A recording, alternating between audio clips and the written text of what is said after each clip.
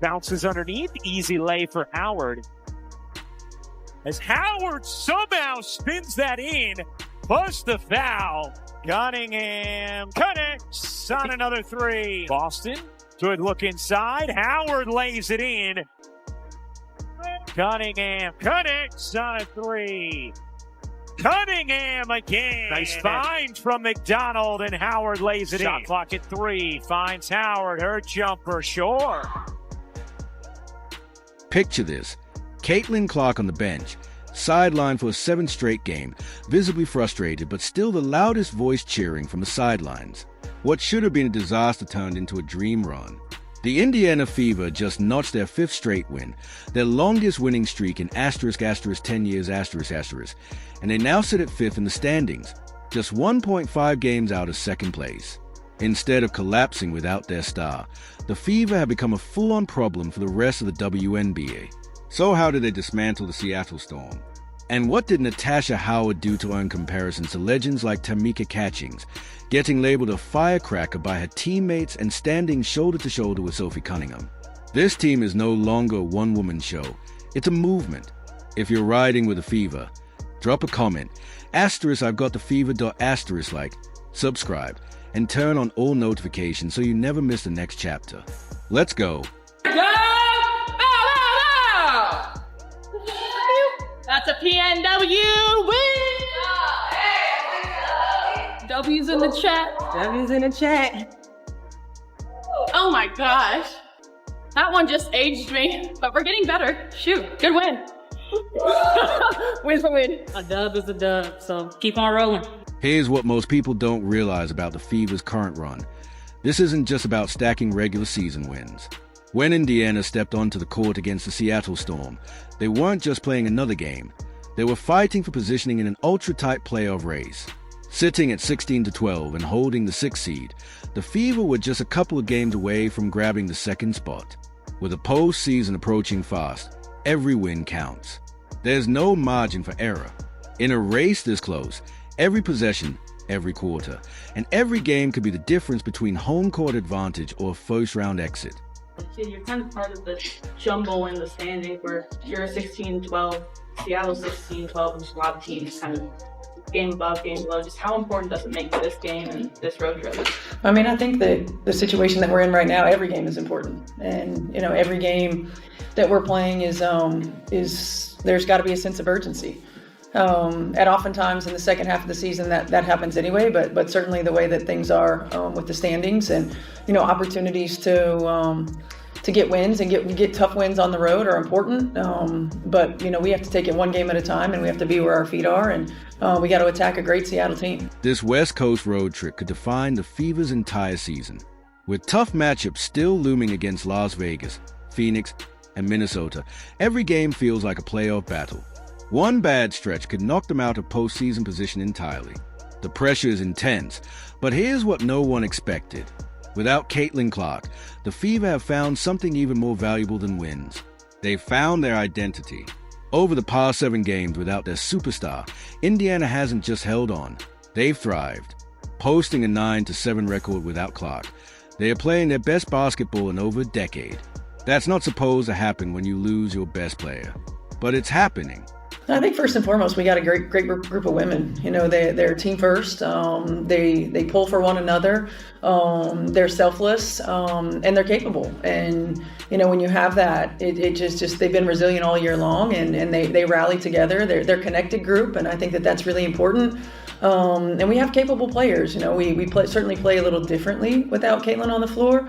But the confidence that each one of these women has gotten in the ability to make plays in big moments. The secret behind the Fever's resurgence lies in a lesson all great teams eventually learn.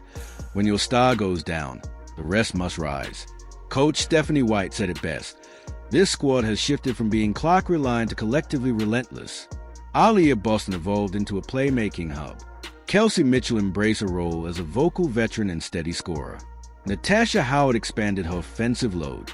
Aari McDonald injected speed and poise, running the floor like a true floor general. And fire starters like Sophie Cunningham and Lexi Hull brought the edge and energy that lit up both ends of the court. This isn't one hero carrying the load anymore. It's a full team takeover. the depth that we have so that you really never can key on one or two players. We've got multiple players that can step up and have big games for us. I think it makes us more balanced on the offensive end, and the versatility that we have defensively has been big for us. And so, I think this group's been resilient. They've come together.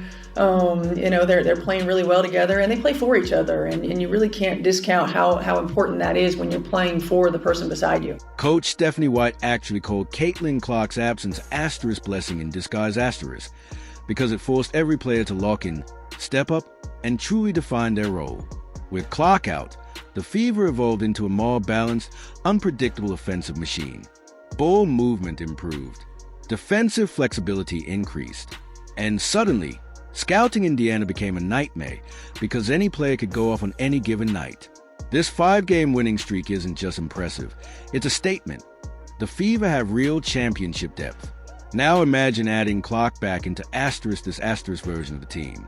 That's how dynasties begin. But the real buzz? One player's explosive performance stood out above the rest. So much so, her teammates gave her a nickname that captures her energy perfectly. Seattle Storm team's second best defensive rating in the league, but you've been able to find some shots and spots so far today. How have you been able to do that? Yeah, they're heavy in the paint. We have great post players, and they have to cover them. Seattle's a great defensive team. They're long, they're athletic, with the weak sides wide open. So as long as we keep the ball popping, I think we're going to find nice shots. Sophie Cunningham just torched Seattle like it was the 4th of July. But what makes a performance truly jaw-dropping is what fans didn't see. While she lit it up from beyond the arc, what most people don't realize is that Sophie entered this game as the hottest three-point shooter in the entire league for the month of July. She was on fire statistically. But behind the scenes, she was carrying an emotional and mental load heavy enough to break most players.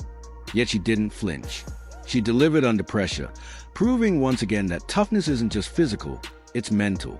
Gabby Williams storms inside, can't finish it, follows it up. Into the arms of Bibby, just signed for the rest of the season by Indiana. Been a perfect fit at the stretch 4. Cunningham connects on a 3. And you just look at her frame, 6'6" and super long. Cunningham connects on another 3. The entire Fever squad went ice cold from deep against Seattle, except for one player. While the rest of the team went 0-4-7 from three-point range, Sophie Cunningham was a lone spark keeping the offense alive from beyond the arc. Just imagine that kind of pressure. Nobody else could hit. And it all came down to her. That's not just skill, that's elite mental toughness. Cunningham delivered when it counted, dropping a season-high 17 points in 33 minutes. She shot an insane 5 of 6 from the field and 4 of 5 from deep. When the offense stalled, she didn't just keep it moving. She was the engine. You brought it up before, though, and to Noe there. Double overtime game and then a day game today. Cunningham again. Sophie Cunningham, 3 for 3 from deep. Mitchell and Boston would combine for that. You'd never think this would be the score. Cunningham again. Sophie Cunningham has tied her season high, 16 points. Come in with confidence, and she has certainly been that from the jump. Her teammates knew right away they had just witnessed something special. After the game, Natasha Howard took to social media and called Sophie Cunningham Firecracker a nickname that perfectly sums up her impact. She's explosive when the moment demands it. The kind of player who lights the fuse and sets the whole team on fire. When everything stalls, she's a jolt of energy that gets the Fever roaring again. You just get the feeling at some point the Fever are going to need Kelsey Mitchell to hit a shot. We'll take one here and hit. Could use the reset if she has trouble with the inbound. Cunningham gets it into Mitchell. Mitchell dancing to the cup, lays it in. 3 point. The Indiana Fever just made a statement the entire league can hear. They are built for a title run. This isn't a one-star team. It's a fully loaded roster firing on all cylinders. Sophie Cunningham can torch teams from deep. Aliyah Boston is rewriting franchise history while running the offense like a seasoned vet. Natasha Howard is bringing that Tamika Catchings level energy on both ends. Kelsey Mitchell is delivering daggers in crunch time. And now, with Caitlin Clark set to return, the Fever are about to become even more dangerous. This 5-game streak without their superstar didn't just keep them afloat. It proved they're a legitimate championship threat.